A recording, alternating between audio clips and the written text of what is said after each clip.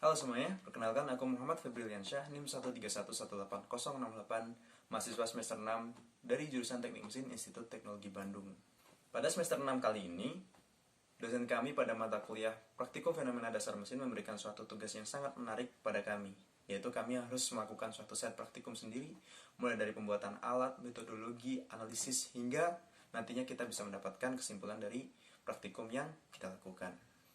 Berkaitan dengan hal tersebut, pada kesempatan kali ini saya akan mencoba untuk memaparkan praktikum apa yang saya lakukan dan bagaimana hasil yang saya dapatkan.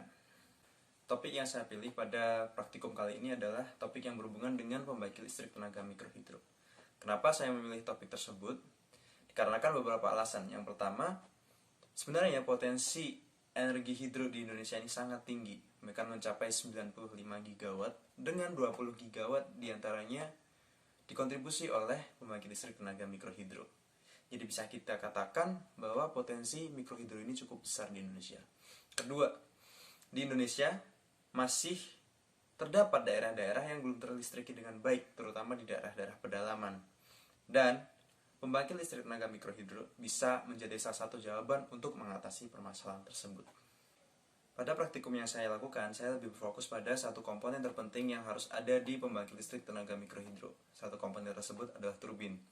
Turbin ini mengubah energi aliran air menjadi bentuk energi putaran yang nantinya akan memutar generator dan membangkitkan listrik yang akan disalurkan ke rumah-rumah. Pada praktikum kali ini, saya berfokus pada turbin Pelton.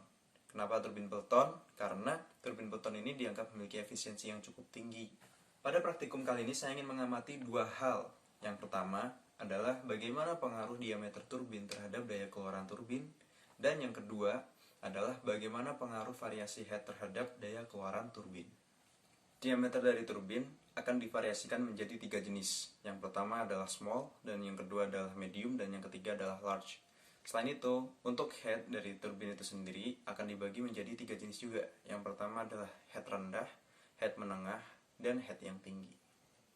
Set peralatan yang diperlukan dalam praktikum ini meliputi 4 hal. Yang pertama adalah sistem transport fluida, yang kedua adalah sistem poros dan bearing, yang ketiga adalah sistem pengukur kecepatan, dan yang terakhir adalah turbin Pelton itu sendiri. Setelah semua peralatan ini didapatkan, kita akan mengassembly peralatan tersebut sehingga menjadi seperti ini. Dengan set peralatan seperti ini, praktikum sudah siap untuk dilaksanakan. Berikutnya adalah metodologi dari praktikum itu sendiri.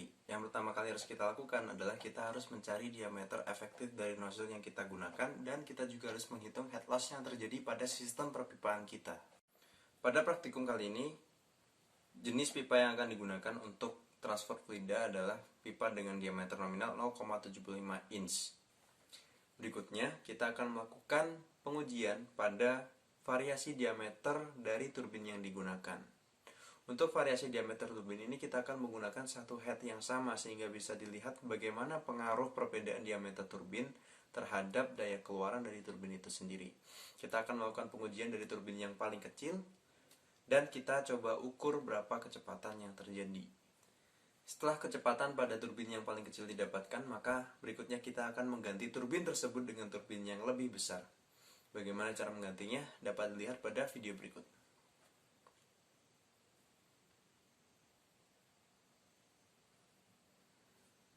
Lakukan hal yang sama untuk mendapatkan kecepatan putar pada turbin yang memiliki diameter paling besar, sehingga kita bisa mendapatkan 3 jenis kecepatan berbeda pada 3 jenis diameter turbin yang berbeda untuk head yang sama.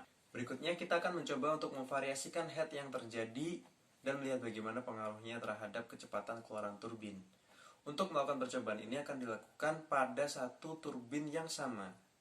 Dalam hal ini kita akan menggunakan turbin yang memiliki ukuran 19 cm. Dan head yang digunakan adalah 3 head yang berbeda. Jadi kita tidak perlu melakukan prosedur penggantian turbin seperti tadi. Kita hanya perlu memindah-mindahkan peralatan ini dari tempat yang memiliki head yang rendah ke tempat yang memiliki head menengah, dan terakhir ke tempat yang memiliki head yang lebih tinggi. Setelah didapatkan kecepatan putar untuk berbagai jenis percobaan yang kita lakukan, maka berikutnya akan dilakukan analisis. Untuk proses analisis ini akan dilakukan dengan menggunakan beberapa jenis persamaan. Berikut adalah persamaan yang digunakan pada praktikum kali ini. Yang pertama adalah Persamaan daya keluaran dari turbin itu sendiri dirumuskan sebagai berikut, di mana m dot adalah mass flow rate dan U adalah kecepatan linear dari sudut turbin yang terkena tumbukan dari fluida, dan V1 adalah kecepatan dari fluida keluar dari nozzle. Cos beta ini bergantung pada geometri sudu yang kita gunakan. Selain itu kita juga mempunyai persamaan head loss Mayer dan minor. Pada head loss Mayer dan minor ini, V yang digunakan adalah V kecepatan aliran dalam pipa. L adalah panjang pipa, D adalah diameter pipa, dan F ini adalah koefisien gesek, di mana koefisien gesek ini didapatkan dengan menggunakan persamaan halan yang terdapat epsilon atau equivalent roughness dari pipa yang digunakan. Untuk PVC 0,0015 mm dan RE ini adalah Reynolds number. Selain itu kita juga mendapatkan persamaan untuk menghitung area efektif dari nozzle. A2 ini sama dengan A dengan akar yang demikian. A ini adalah luas penampang pipa yang digunakan. Setelah kita mendapatkan persamaan tersebut, kita bisa menurunkannya dan mengkombinasikannya sehingga kita bisa mendapatkan Width shaft seperti ini. Dengan rho adalah rho fluida, dalam hal ini air, Q adalah debit yang terjadi, omega adalah kecepatan putar dari turbin, dt diameter turbin, dn diameter efektif nozzle, d adalah diameter dari pipa yang digunakan, dan v adalah kecepatan aliran di dalam pipa.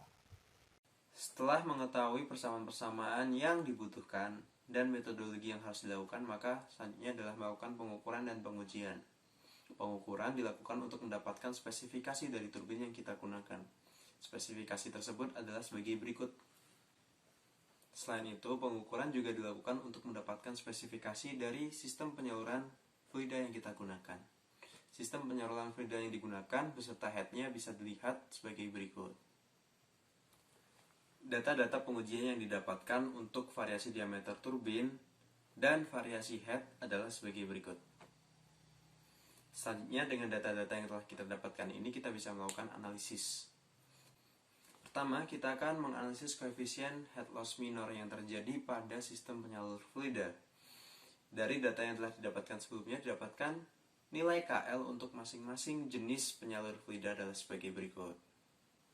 Dengan menggunakan persamaan halan seperti yang sudah dijelaskan sebelumnya, maka kita bisa mendapatkan nilai dari koefisien gesekan yang terjadi pada masing-masing sistem penyalur fluida. Setelah kita mengetahui nilai KL dan juga mengetahui nilai dari F, maka kita bisa menentukan diameter efektif dari nozzle yang kita gunakan dengan menggunakan persamaan yang sudah diturunkan sebelumnya. Untuk data daya keluaran turbin pada variasi head yang berbeda dapat dilihat pada tabel berikut. Bisa dilihat pada tabel berikut, semakin besar head yang digunakan, maka RPM akan semakin tinggi. Demikian pula dengan daya keluaran dari turbin itu sendiri juga akan semakin meningkat. Pada pengujian variasi diameter, didapatkan daya keluaran dari turbin adalah sebagai berikut. Bisa kita lihat di sini, hampir sama dengan yang terjadi pada variasi head. Semakin besar diameter yang digunakan, maka RPM yang terjadi akan semakin tinggi. Tapi hal berbeda terjadi pada daya keluarannya. Semakin besar putaran di sini, maka daya keluaran dari turbin akan semakin kecil. Dari hasil pengujian yang dilakukan, maka didapatkan hasil yang hampir sama, yaitu semakin tinggi head yang digunakan dan semakin besar diameter dari turbin yang digunakan, maka akan meningkatkan kecepatan putar dari turbin. Tetapi hal yang menarik terjadi ketika kita melihat daya keluaran dari turbin itu sendiri. Pada pengujian variasi head, kita bisa melihat bahwa semakin tinggi head yang digunakan, kecepatan akan meningkat dan daya akan meningkat pula. Tetapi hal ini tidak terjadi pada variasi diameter. Pada variasi diameter kita bisa melihat semakin tinggi, semakin besar diameter yang digunakan, memang kecepatannya semakin tinggi, tetapi daya yang terjadi malah semakin menurun. Sebenarnya untuk menjawab pertanyaan ini kita bisa merujuk kepada persamaan daya keluaran turbin yang sudah kita rumuskan sebelumnya sebagai berikut. Dengan menurunkan persamaan tersebut terhadap U dan menyamandengankannya dengan 0, maka kita bisa mendapatkan kasus ekstrim, di mana kasus ekstrim ini terjadi ketika U sama dengan V2/2. Atau dalam hal ini kita bisa mengatakan daya keluaran maksimum dari turbin yang terjadi dapat tercapai jika kecepatan linier dari sudu sama dengan setengah dari kecepatan fluida yang keluar dari nozzle. Atau dalam bentuk kurva kita bisa melihat sebagai kurva berikut, di mana daya akan terus meningkat ketika U sama dengan 0 hingga U sama dengan V2 per 2 dan akan menurun pada U sama dengan V2 per 2 hingga U sama dengan V2. Melihat hasil dari pengujian variasi head, kita bisa mendapatkan nilai U dan V2 sebagai berikut. Kita juga dapat melihat bahwa nilai U yang terjadi selalu berada di bawah setengah V2. Jika merujuk pada kurva yang terjadi sebelumnya, maka area operasi turbin ini berada pada area peningkatan, atau jika U ditambah maka daya akan meningkat pula selama U tersebut masih di bawah V2 per 2. Hal yang berbeda terjadi pada pengujian variasi diameter. Kita bisa mendapatkan nilai U dan V2 seperti ini. Kita juga bisa mendapatkan bahwa nilai U pada turbin medium dan large berada di atas setengah dari V2, yang mana ini adalah daerah operasi yang mengalami penurunan. Jadi jika kita tingkatkan lagi kecepatan U-nya, maka daya akan terus menurun. Dari pengujian yang dilakukan, maka kita sudah bisa menarik beberapa kesimpulan untuk menjawab rumusan masalah yang diajukan. Pertama, kita sudah mendapatkan bahwa semakin meningkat head yang digunakan, maka kecepatan putar yang terjadi akan semakin besar. Hal yang sama juga terjadi pada variasi diameter, di mana semakin besar diameter turbin yang kita gunakan, maka kecepatan putar dari turbin akan semakin cepat pula. Tetapi hal tersebut belum tentu berlaku untuk daya keluaran dari turbin. Dikarenakan untuk daya keluaran turbin kita harus memperhatikan kecepatan linier dari sudu dan kecepatan fluida keluar dari nozzle. Dan kita juga harus memperhatikan range operasi dari turbin yang kita gunakan. Jadi, belum tentu semakin cepat turbin, semakin besar daya yang dihasilkan. Kita harus pandai-pandai mendesain turbin kita agar sesuai pada daerah operasi yang terjadi, sehingga turbin kita dapat memberikan daya keluaran yang maksimal. Tentunya praktikum yang dilakukan ini masih banyak terjadi kekurangan, seperti peralatan-peralatan yang terbatas untuk melakukan pengukuran, seperti untuk pengukuran beta dari turbin, pengukuran debit air, dan pengukuran panjang dari saluran fluida yang digunakan. Selain itu kita juga melihat dalam video bahwa terjadi getaran-getaran yang tidak diperlukan pada saat proses pengujian, dan juga dapat dilihat bahwa antara turbin dengan shaft masih belum konsentris dan masih banyak kekurangan lainnya. Tentunya hal ini harus diimprove ke depannya dan diperbaiki dengan peralatan yang lebih proper dan proses manufaktur yang lebih proper, sehingga didapatkan set pengujian yang lebih baik untuk digunakan dan data yang didapatkan pun bisa menjadi lebih akurat. Ternyata banyak sekali informasi yang bisa kita dapatkan dari teknologi sesederhana turbin Pelton. Dari sini saya berharap untuk teman-teman penonton mulai tertarik untuk mengembangkan desain-desain turbin Peltonnya sendiri, dan tentunya nantinya mengembangkan pembangkit listrik tenaga mikrohidro di Indonesia, supaya kita juga bisa berkontribusi pada energi baru dan terbarukan Indonesia ini. Sekian dari saya, terima kasih. Wassalamualaikum warahmatullahi wabarakatuh.